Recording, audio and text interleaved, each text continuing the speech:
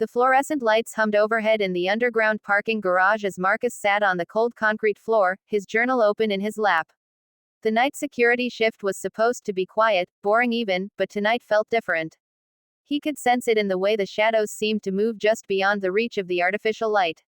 Still writing in that book of yours? Marcus looked up to see Victoria approaching, her heels clicking against the polished floor.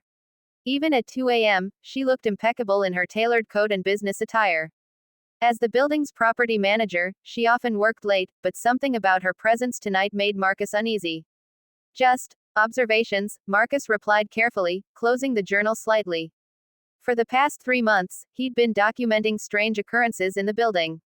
People entering who never left. Elevator stops on floors that didn't exist on the building directory.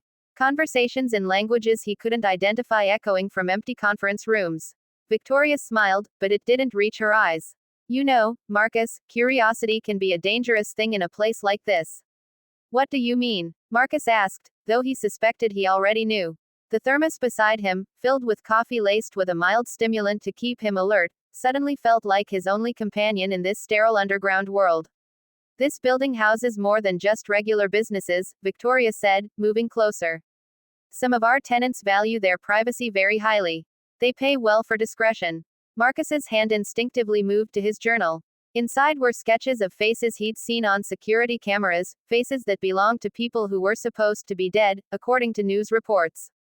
There were notes about meetings held in soundproof rooms, about briefcases that glowed faintly in the dark, about elevators that descended to levels that shouldn't exist.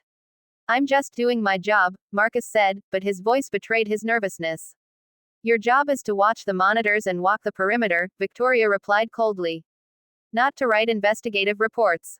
She gestured toward the journal. That needs to stop. Marcus stood up slowly, clutching the book to his chest.